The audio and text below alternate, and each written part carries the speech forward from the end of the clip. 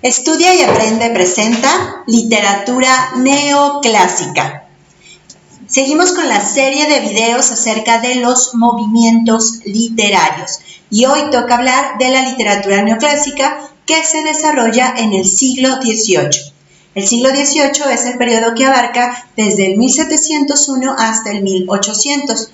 No es exactamente que la literatura neoclásica haya abarcado todo este tiempo, se desarrolla más o menos a partir de la mitad como de 1730 y algo hacia adelante, y tampoco es que haya abarcado todo el siglo. A partir de aquí ya los movimientos literarios van a cambiar rápidamente y tienen sus etapas diferentes de acuerdo a los países. Entonces va a ser más complicado establecer límites exactos de tiempo. Hay movimientos literarios que se suceden ya no en siglos, ya no tardan siglos en cambiar, sino décadas probablemente.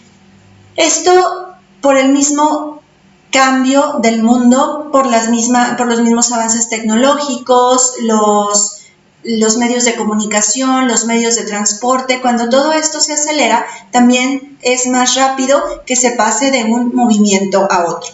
Entonces, para hablar de la literatura neoclásica, es muy importante situarnos en lo que sucedía durante la sociedad en este tiempo.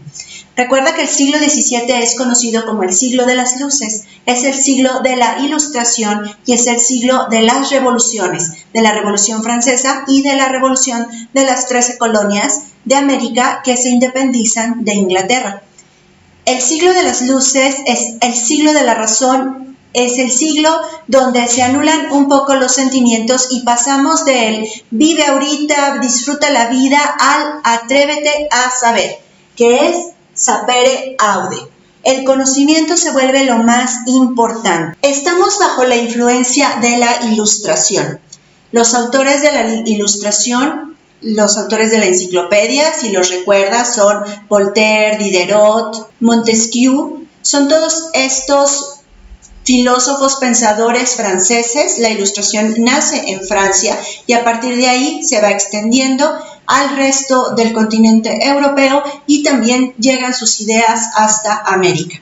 En esta época hay un enfrentamiento entre los reyes y la iglesia pierde, deja de tener el poderío que tenía y los reyes toman el control de la situación y empezamos a pasar de estados religiosos gobernados por lo que decía la iglesia a estados laicos gobernados por la política y lo que dice el rey. El pensamiento ilustrado se da principalmente debido a dos corrientes filosóficas, que son el racionalismo, con Descartes, que considera la razón como base de todo. Si recuerdas, ese pienso, luego existo, viene de esta época. Y tenemos también el empirismo. Aquí decían que el conocimiento se da a través de la observación y la experimentación. Entonces dejamos de lado la fe, los dogmas y las creencias impuestas simplemente porque así es y así ha sido y así será, y empiezan a cuestionar todo lo que sucede en el mundo y se tiene a la razón y al pensamiento como base de la vida. Se empieza a tener una confianza ciega en la ciencia y todo esto va provocando cambios, porque como ya se cuestiona todo lo que había antes, se empieza a cuestionar el que solamente los aristócratas tengan el poder, se empieza a cuestionar el que los sirvientes siempre tengan que seguir siendo sirvientes. Entonces hay revoluciones, hay cambios de pensamiento. Está la época los reyes dicen que todo para el pueblo, pero sin el pueblo, y el pueblo empieza a protestar. Viene la Revolución Francesa, viene la independencia de las 13 colonias. Este es el movimiento social en el que nos encontramos durante la época del siglo XVII. La literatura refleja todos estos movimientos sociales. Entonces la literatura deja de darle importancia al sentimiento y le da importancia a la razón. Por lo tanto, es una época donde casi no se escribe poesía, Tenemos una poesía, pero una poesía en decadencia. Es una poesía muy intelectual y falta de sentimientos. Igual que las novelas que se escriben en esa época, las obras de teatro en su mayoría también son muy intelectuales, muy moralistas, muy didácticas. Y lo que sobresale dentro de los géneros literarios, pues son estos espacios en donde se podían convencer al público o mostrar las creencias de cada escritor. Entonces tenemos una proliferación en ensayos, en artículos periodísticos, en artículos para la enciclopedia, hay cartas. Todo esto sí crece. Tenemos relatos históricos, relatos biografías, relatos biográficos, pero prácticamente la poesía y las novelas están en un grado menor porque no se adaptan al contexto social en el que estaban viviendo. En el neoclásico se rechazan las exageraciones del barroco. Todo esto, bueno, si no te acuerdas, aquí te dejo el enlace al video de literatura barroca que ya tenemos. En ese video de literatura barroca explico lo del culteranismo y el conceptismo y cómo exageraban tanto en la forma como en el fondo. En el neoclásico se rechaza todo eso y se retoman los preceptos de escritura más sencillos de la literatura griega y la literatura romana. Predomina la razón, se acalla el sentimiento, predominan los hechos científicos y todo esto se refleja en la literatura. En la última década del siglo XVIII empezamos en la fase del prerromanticismo. En América tenemos una situación complicada respecto a la literatura, porque no se ponen muy de acuerdo los críticos literarios en decir si hubo o no neoclasicismo, o si nos saltamos hasta el prerromanticismo y el romanticismo como tal. Esto se debe a que todavía estábamos bajo la influencia de España. Llegaba a la aristocracia lo que se usaba en España, pero al mismo tiempo aquí se vivía otras realidades, otras situaciones. Entonces el movimiento revolucionario, aunque hace mucho caso a la razón, también estaban los sentimientos y estaba el querer manifestar la realidad de América. Por eso la literatura no se maneja una literatura neoclásica como tal en América, sino más bien un prerromanticismo. Y también toma en cuenta que pues a veces las ideas tardaban en llegar. Sí hay literatura neoclásica, la literatura neoclásica sí influye porque también tenemos, por ejemplo, las ideas independentistas, pues se basan en todas estas ideas de la Ilustración y de la Revolución de las 13 colonias de América. A partir de ahí se empiezan a tomar las bases para decir, nosotros también queremos independizarnos de España. Si está toda esa literatura como tal, que se escriba más literatura de ese tipo aquí, no porque, o bueno, sí, pero no es tan conocida, no es tan influyente porque todavía estábamos muy supeditados a lo que decía la corona y lo que decía España. Pero a partir de los últimos años de la década, con el prerromanticismo, sí que hay escritores como Ignacio Manuel Altamirano que manejan esta manera de escribir, que la vamos a ver en el siguiente video, ya cuando hablemos de romanticismo en sí.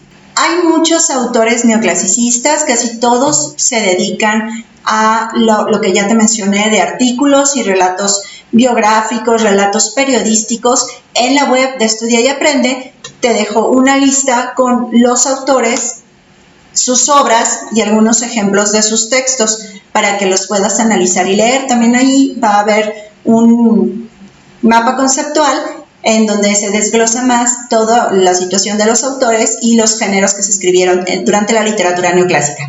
En este video te quiero hablar de algunos autores que por lo menos para mí son los más disfrutables de esta literatura.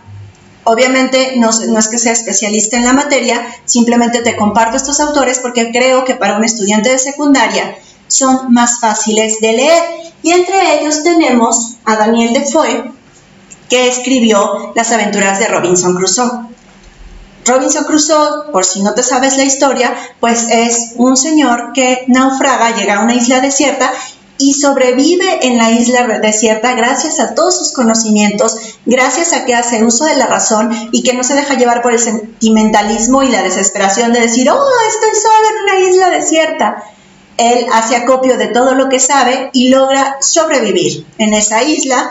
No pierde nunca la razón, no le pasa lo que a algún náufrago que se vuelve loco y demás, sino que él se dedica a establecer su manera de vivir a partir de todos los conocimientos que tiene sobre la naturaleza y las matemáticas y demás. Entonces, es una obra entretenida que pueden leer los estudiantes de secundaria, pero al mismo tiempo refleja que es más importante la razón que los sentimientos. Otro de los autores es Samaniego. Si has escuchado hablar de las fábulas, en donde hay un zorro que habla, casi todos los animalitos hablan y luego pues les pasan, son historias muy cortitas que siempre tienen una enseñanza. Las fábulas también son fáciles de leer en la secundaria, entonces te recomiendo estos autores. Y dentro del teatro tenemos a Molière. Molière es muy importante en la literatura francesa y dentro del teatro, porque sus obras reflejan los arquetipos de los humanos. Tenemos ahí a la personalidad avariciosa, al que siempre siente celos, a los enamorados ridículos y tontos, a las chicas de sociedad que no piensan, pero también están las mujeres sabias, las mujeres que cuestionan su mundo y que dicen que ellas también pueden. Entonces, Molière, bueno, es comedia. Las obras de Molière son obras de comedia. Te dejo aquí el enlace, te dejo en los comentarios el enlace a una adaptación de Las Preciosas Ridículas que puedes leer para que sepas qué tipo de obras hacía Molière. No dejan de tener su sentido de razón, o sea, de uso de razón, pero no son tan didácticas específicamente hablando. O sea, no tienen grandes diálogos en donde le digan al público lo que deben de pensar, lo que deben de hacer y lo que deben de sentir, sino que las vicisitudes de los personajes hacen que el público se cuestione si está bien o mal cierto comportamiento. Entonces, Molière es muy divertido y también es fácil de leer. Y pues ya en América Latina, en América, vamos a tener, por ejemplo, dentro de México, a representantes escritores como Andrés Manuel Quintana Roo o Ignacio Manuel Altamirano, y también está El Periquillo Sarmiento, la obra del Periquillo Sarmiento, que es considerada como pues la primera novela ya de carácter mexicano.